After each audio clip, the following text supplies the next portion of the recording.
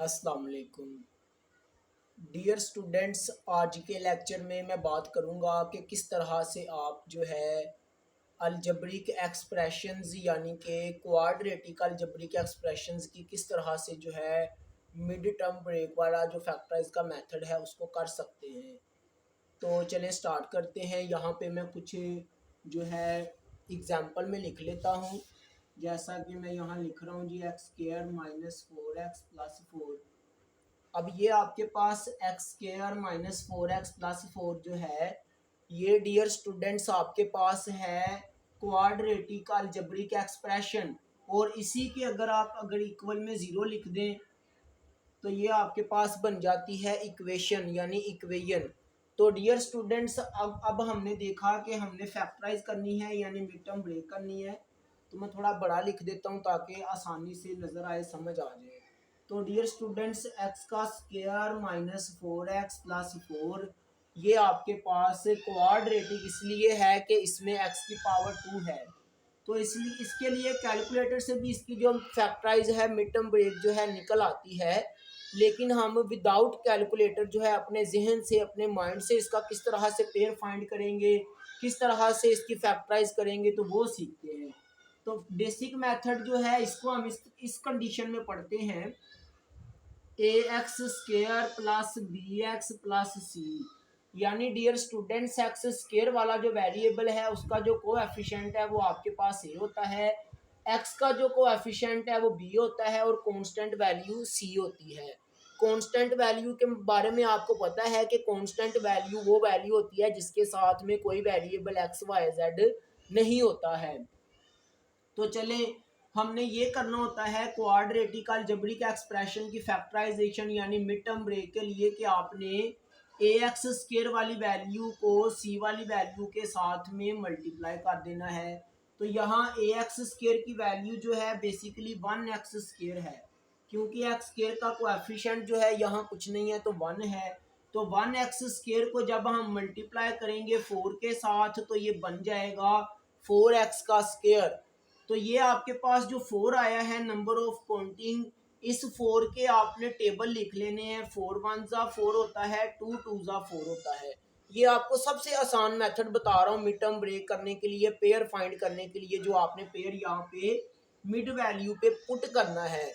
तो उसके लिए आसान मेथड ये है कि जब आप ए एक्स स्क्र वाली वैल्यू को सी वाली वैल्यू से मल्टीप्लाई करते हो तो जो आपके पास वैल्यू बनेगी उस वैल्यू में आप देखो कि जो आपके पास कांस्टेंट वैल्यू है उसके आपने सारे टेबल लिख लेने हैं। अब इन्हीं टेबल्स को आपस में प्लस करो या माइनस करो तो आपके पास 4 आना चाहिए। अब ये 4 1 दा 4 तो होता है, लेकिन अगर 4 में हम 1 को प्लस करें तो 5 आएगा, लेकिन 4 नहीं आएगा। इसलिए ये हमारे काम का नहीं है, ये यहाँ पे यूजेबल नहीं है। जो 4 मल्टीप्लाई 1 है ये वाला मिड टर्म ब्रेक के लिए पेयर यहाँ पे रीजनेबल नहीं है। 2 मल्टीप्लाई 2 भी 4 होता है, लेकिन अगर प्लस करें 2 प्लस 2 तो 4 आता है। इसका मतलब कि ये हमारे काम का है, मल्टीप्लाई करके 4 ही आना चाहिए, प्लस या माइनस करके भी 4 ही आना चाहिए। तो देखें ये 2 के साथ और दोनों 2 के साथ हम यहाँ पे एक्स एक्स लगा लेते हैं, 2x एंड 2x। अब हम ये देखेंगे कि किसके साथ हमने माइनस लगाना है, कब प्लस लगाना है। अब आपके पास ये चीज तो है कि इनको प्लस करने से 4 आएगा, साइन माइनस का चाहिए तो दोनों वैल्यूज के साथ आप माइनस लगा लोगे। तो यहाँ पे आप एक्स स्क्वायर स्टार्ट पे आप इक्वल का यूज करेंगे अगर आपके पास अलजेब्रिक एक्सप्रेशन है यानी इक्वेशन नहीं है।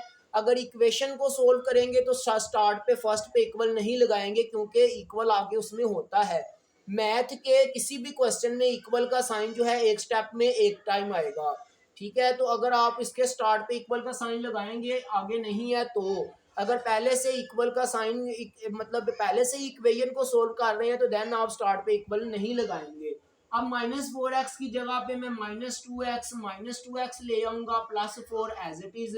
अब आपके पास जब आपने मिड टर्म ब्रेक का पेयर पुट किया है, देयर आर 4 वैल्यूज। तो फर्स्ट 2 वैल्यूज में कॉमन लेंगे, x कॉमन है, नॉन कॉमन में x -2 आ जाएगा। नेक्स्ट 2 टर्म में कॉमन लेंगे, -2 है और यहाँ पे x माइनस प्लस माइनस 2 2 जा 4 होता है। तो डियर स्टूडेंट्स एक टाइम आ जाएगा x-2 वंस अगेन यहाँ से x-2। तो मिड टर्म ब्रेक का पेयर जब आपके पास फाइंड हो जाता है फिर मेथड ये होता है कि आपके पास जो मिड वाली टर्म होती है यानी bx वाली उसकी प्लेस पे आप ये पेयर जो है पुट कर देते हो। तो टोटल आपके पास 4 टर्म्स बन जाती हैं, 4 वैल्यूज भी कम हो जाती हैं। फर्स्ट 2 टर्म में कॉमन लेते हैं, ये ब्रैकेट में नॉन कॉमन आ जाता है। नेक्स्ट 2 टर्म में कॉमन लेते हैं, ब्रैकेट में नॉन कॉमन आ जाता है।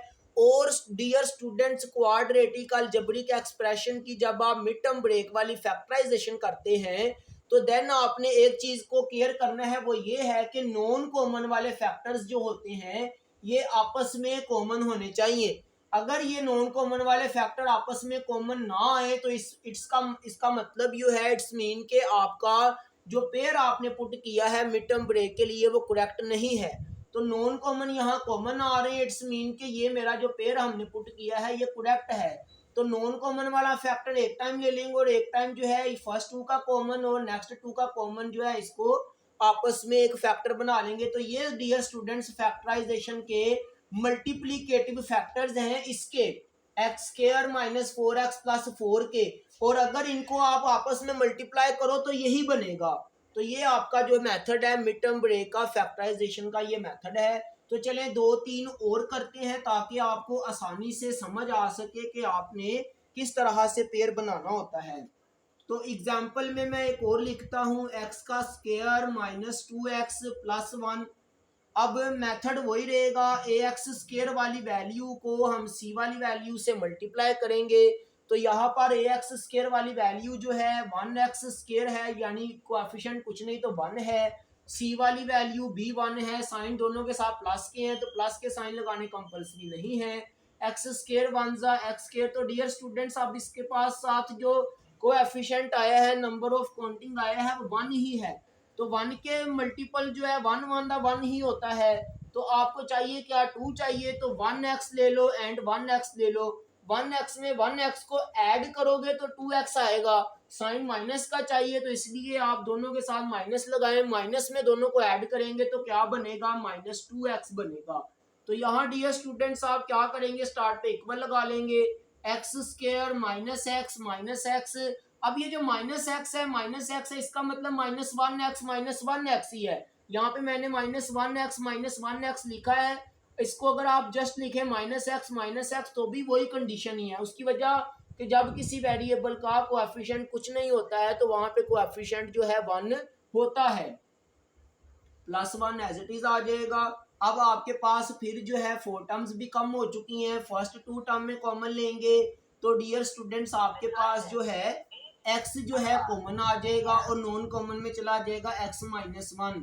नेक्स्ट 2 टर्म में देखें तो कॉमन कुछ भी नहीं है, जहां पे कॉमन कुछ ना हो वहां पे कॉमन 1 होता है।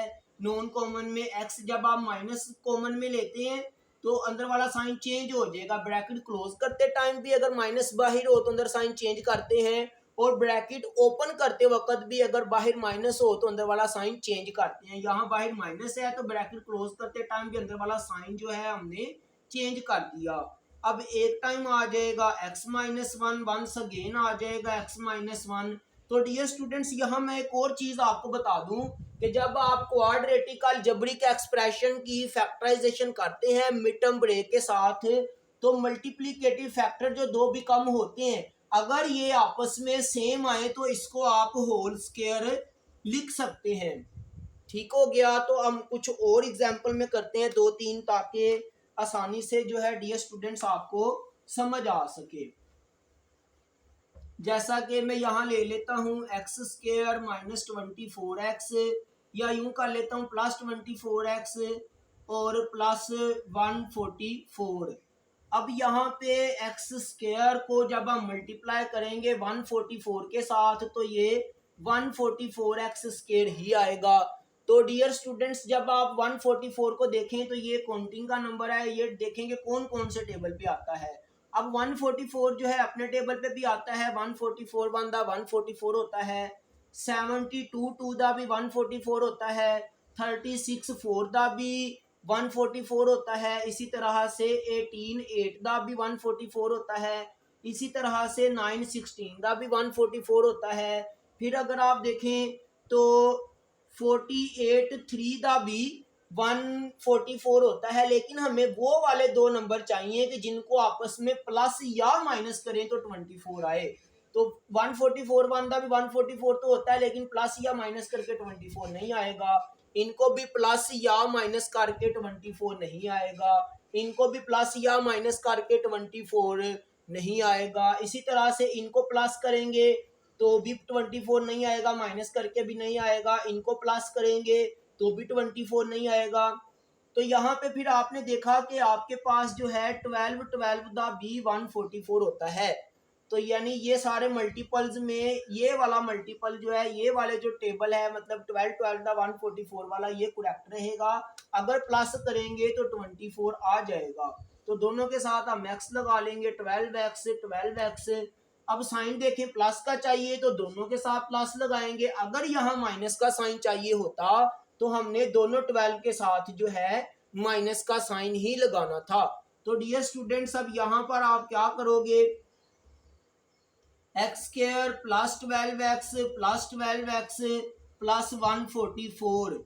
तो dear students, first two term में कॉमन x आ जाएगा, नॉन कॉमन x प्लस 12 आ जाएगा। नेक्स्ट टू टर्म में कॉमन 12 आ जाएगा, नॉन कॉमन में भी x प्लस 12 ही आ जाएगा। अभी मैंने पिछले क्वेश्चन में भी आपको बताया था कि जब आप मिड टर्म ब्रेक करते हैं क्वाड्रेटिक अलजेब्रिक एक्सप्रेशन की, तो वहां पे जो नॉन कॉमन वाले फैक्टर्स होते हैं, अगर वो आपस में कॉमन आए तो इट्स मीन कि आपका पेयर करेक्ट पुट हुआ था। तो यहाँ पे कॉमन ही आए हैं, तो इसका डियर स्टूडेंट्स मैं यहाँ पे होल स्क्वायर कर देता हूँ। एक टाइम मैंने नॉन कॉमन वाला फैक्टर ले लिया था और दोनों के कॉमन को एक फैक्टर में क्लोज कर दिया। तो ये आपकी जो है मिड टर्म ब्रेक यानी फैक्टराइजेशन हो चुकी है। तो डियर स्टूडेंट्स, ये आपको मैं बता दूं कि ये क्वेश्चंस कहाँ पे हैं और कहाँ से आपने मजीद इन क्वेश्चंस की जो है अच्छे से प्रैक्टिस करनी है, कहाँ पे आपने इनको जो है रेडी करना है। मैं आपको क्लास भी बता देता हूँ और चैप्टर भी बता देता हूँ। तो जो 9th क्लास हैं बायो वाले और कंप्यूटर वाले स्टूडेंट्स, यानी कि साइंस ग्रुप के जो स्टूडेंट्स हैं 9th साइंस ग्रुप के, उनका जो चैप्टर नंबर 5 है, चैप्टर नंबर 5 में आपके पास जो एक्सरसाइज 5.2 है, इसका question number 2 and question number 3, इन दोनों क्वेश्चंस के अंदर जाके आप इसी तरह के क्वाड्रेटिक अलजेब्रिक एक्सप्रेशन के जो क्वेश्चंस हैं उनको इसी मेथड से मिड टर्म ब्रेक की फैक्टराइजेशन से डन कीजिएगा और मेथड यही यूज कीजिएगा, तो आपसे सारे क्वेश्चंस जो हैं हो जाएंगे। और मैं कोशिश करूंगा कि नेक्स्ट वीडियो में जो ये आपके पास 9th साइंस ग्रुप का मैथ है, मैथमेटिक्स है, उसका चैप्टर 5 का एक्सरसाइज 5.2 का क्वेश्चन 2 एंड 3 एक ही लेक्चर के अंदर जो है कंप्लीट इसको रेडी करके सारे क्वेश्चंस को सोल्व करके मैं एक लेक्चर अपलोड भी कर दूंगा। वहां से आपको मजीद जो है हेल्प मिल जाएगी, मजीद आपको वहां पे जाके आप देख लीजिएगा उस लेक्चर में कि किस तरह से क्वाड्रेटिक अलजेब्रिक एक्सप्रेशन की जो मिड टर्म ब्रेक की फैक्टराइजेशन है उसको हम करते हैं। जी अस्सलाम वालेकुम।